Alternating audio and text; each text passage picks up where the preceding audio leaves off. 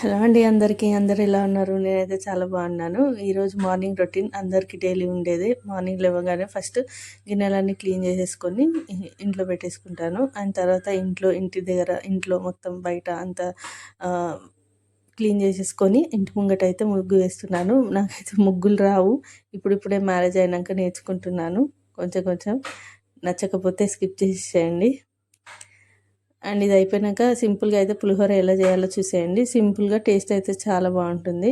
మనం ముందే రైస్ అయితే ఆల్రెడీ వండేసి పక్కన పెట్టేశాను. అందులో 2 చిన్న సైజు నిమ్మకాయ వేసి కొంచెం సాల్ట్ వేసేసి కలిపి పక్కన పెట్టేసుకుంటున్నాను.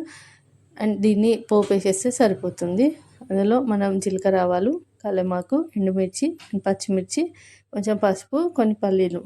మనం ఫస్ట్ ఆయిల్ పోసుకొని అందులో జీలకర్ర ఆవాలు వేసేసుకొని 3 ఎండుమిర్చి వేసాను. ఎండుమిర్చి వేగాక కొన్ని పల్లీలు వేసేసుకొని అందులో కొంచెం పచ్చిమిర్చి కూడా వేసేసుకొని కొంచెం అవన్నీ వేగిన తర్వాత లాస్ట్లో కొంచెం పసుపు వేసేసుకొని కలిపేసుకొని మనము ఈ కలిపి పెట్టుకున్న రైస్ ఉన్నది కదా, అందులో ఇదంతా యాడ్ చేసేసేయాలి.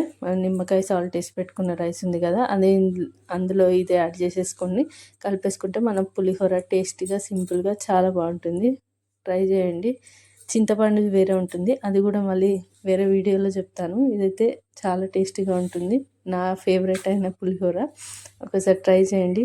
ప్లీజ్ లైక్ చేయండి. నచ్చితే వీడియో సబ్స్క్రైబ్ చేసుకోండి. అబ్బా బాయ్ అందరికీ.